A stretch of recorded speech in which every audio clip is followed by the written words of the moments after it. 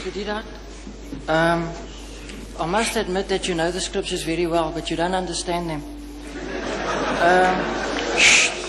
Mr. Deedat, I don't proclaim to have to answer your questions, but I would like you to explain two questions. I'd like you to explain two issues, to me. And that is the first one, when Peter walked on the water to Jesus, then he sunk into the water. Jesus stooped down to help him, and then when they both got into the boat, according to the Bible, it says that they worshipped him in categorical English. You, on previous lectures recently, said and explained it away that Thomas exclaimed, "Oh, my Lord and my God," in a way of getting a fright.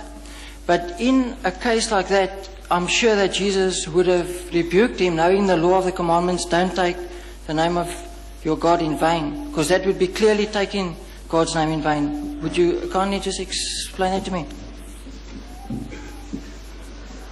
There was nothing about Peter worshipping Jesus. You see, this word worship, you open your new Bible now, New Bible, you'll find a different word for worship. You'll open the RSV, you'll find a different word for worship. You see?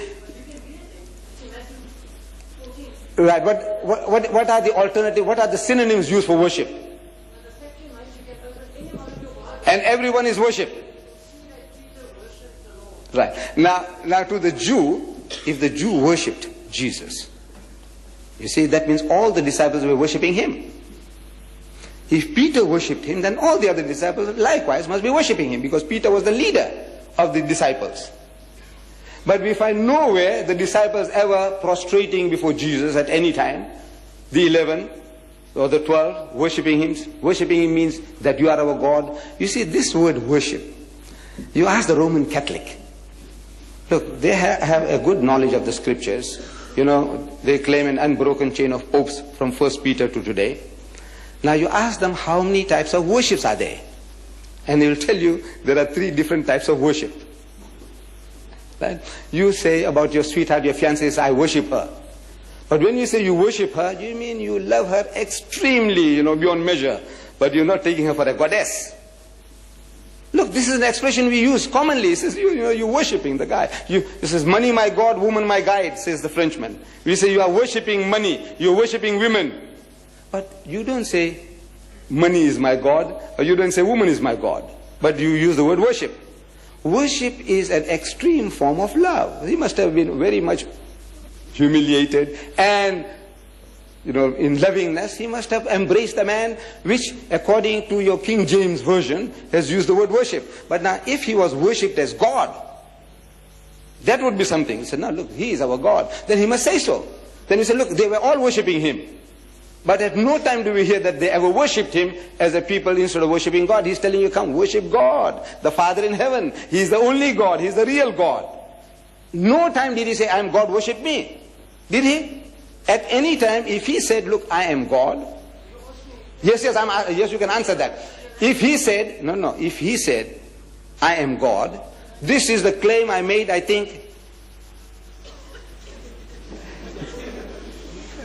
No good. You see, I made a claim, very simple, straightforward. If you can show me in your Bible any version where Jesus says, I am God, or where he says, worship me. Simple English I'm speaking. Where he says, I am God, I said, I'm prepared to accept him as God. If he says, worship me, I'm prepared to worship him. He must say, not Peter, not James, not Paul. He must say, I am God. He must say, worship me. Because if he is God, my salvation depends upon that. And I don't want to go to hell. I want to follow him. Now that is just, may I interject you there? That's the very point of issue there. Now, you are describing mannerisms of worshipping where the Bible doesn't elaborate on it all. Jesus does. But the fact remains is the disciples worshipped him in the boat. And he allowed it. And that's all it says. Jesus showed you how to worship. In the Garden of Gethsemane, If you remember, he said he went a little further and fell on his face and prayed to God. Yes, Didn't he? I said you an example. With respect is, you are reading words into the Bible. You find that verse in Matthew. And he went a little further. Except the fact that he dropped down on his face and so on. So but that makes no eyes.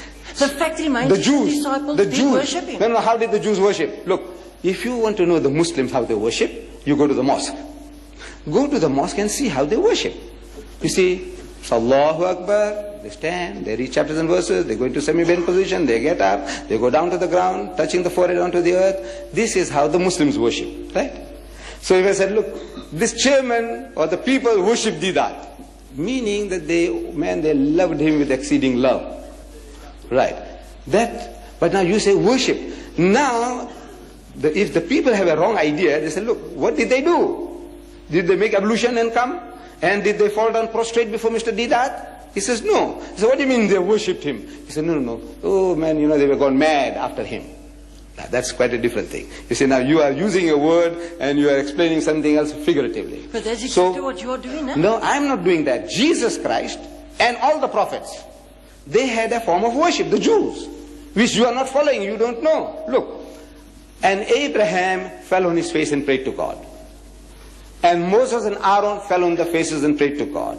And Joshua fell on his face and prayed to God. And Jesus fell on his face and prayed to God. Look, everybody falling on their faces and praying. What is this? This is the way you worship God. Fall on your face and pray. The Pope, wherever he goes, he kisses the ground. He makes the prostration, as the Muslim does. See, maybe, I don't know, he's communing with the soil or what, I don't know. But he's doing exactly as the Muslim does. Then you might say he's worshipping the ground. He goes to Nigeria, he worships the ground there. He goes to Poland, he worships the ground there. No, he's not worshipping. He's showing some kind of humility, respect, maybe. But now, Moses, this is how he did it. Jesus did it. Abraham did it. Joshua did it. But you don't do it. So you have your own idea about worship. Could we...